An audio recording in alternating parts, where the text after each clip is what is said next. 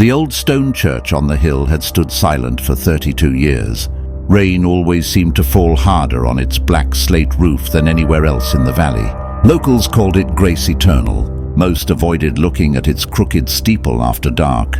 Pastor Daniel arrived in late autumn with one suitcase and a letter of calling. He was 34, soft-spoken, and carried the faint smell of cedar from the seminary library. The bishop had warned him, "The building is sound. The congregation is not." First Sunday, only 7 people came. They sat in the last 3 pews, far apart, never speaking. When Daniel said, "Let us pray," every head turned toward the same empty corner near the baptistry. Nothing was there, nothing he could see. That night, the pipes groaned, although the water had been shut off since 1998. Daniel found the basement door unlocked, though he had chained it himself. Down the narrow stairs, the air tasted like wet pennies and old candle wax. A single bulb flickered above the baptismal tank. The water inside was perfectly still and black as oil. When he leaned closer, something beneath the surface blinked once, slow, deliberate, like an eyelid made of milk.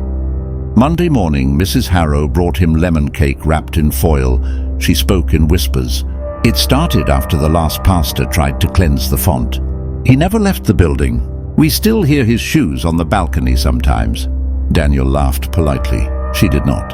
Her eyes kept drifting to the ceiling as though waiting for footsteps that hadn't arrived yet. When she left, the cake tin felt heavier than it should. Inside was only ash and one bent nail. Tuesday, he discovered the hymnals had been rearranged. Every book now open to the same page, "Abide with me." Someone had underlined the line, "Fast falls the eventide," in what looked like fresh blood. The ink was still tacky. He locked the sanctuary at midnight and sat in the front pew with his Bible. At 3:17 a.m., the chandelier above him began to sway gently, although no wind moved through the sealed windows. The crystals sang like thin glass teeth. Wednesday confession hour, no one came. Instead, a child's voice floated from the vestry. "Pastor, is heaven upstairs or downstairs?" The door was locked. The voice came from inside the wall. It asked again, closer. Thursday, he found the altar cloth shredded. Claw marks, too many fingers, too deep, ran from the cross to the edge. The wood beneath smelled faintly of sulfur. When he touched the marks, his fingertips went numb for 6 hours. Friday night prayer meeting, 3 elders arrived. They refused to sit near the aisle. One kept tracing the same cross on his thigh until the skin broke. "It likes patterns," he muttered. "It counts how many times you cross yourself." Saturday, he tried to leave. The front doors wouldn't budge. Every window showed only perfect black glass. No reflection, no street lights, no stars. He pounded until his knuckles bled. Somewhere above, soft laughter answered. Sunday morning, the pews were full. Every seat taken by people he had never seen. They all wore white, faces hidden by shadow.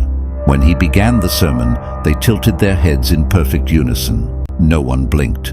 Midway through, "The Lord is my shepherd," the congregation began to hum. Not sing hum, a low, wet drone that vibrated in his teeth. The sound crawled inside his skull and nested there. He forgot the next verse. When he looked down, his sermon notes were gone. In their place lay a child's drawing, a tall figure with too many arms holding a smaller figure by the throat. The smaller figure wore his clerical collar. The baptistry water rose without warning. It spilled over the marble lip and crept across the floor toward the pews. The congregation didn't move. Their white clothes darkened at the hem as the black water touched them. Daniel shouted for them to leave. No one answered. Their mouths stayed open in the same perfect O, humming louder. The water reached his shoes. It felt warm, alive. It whispered his childhood sins against his ankles. He ran to the side door, locked. The stained glass window of Christ on the cross now showed Christ smiling.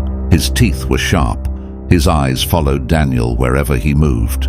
The glass made a soft cracking sound. Midnight, the lights died. Only the moon through the broken rose window remained. In its silver glow, he saw them clearly. Every member of the congregation had no face. Just smooth white skin stretched tight over bone. Something heavy dragged itself up the center aisle, slow, wet, scraping. When it reached the chancel steps, Daniel smelled rot and candle smoke. A voice, not human, said quietly, "You rang the bell. Now we answer." He looked up.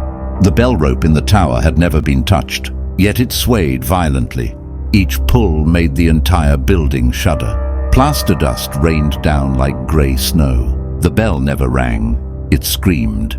Daniel fell to his knees before the altar. He prayed aloud. The words tasted like copper.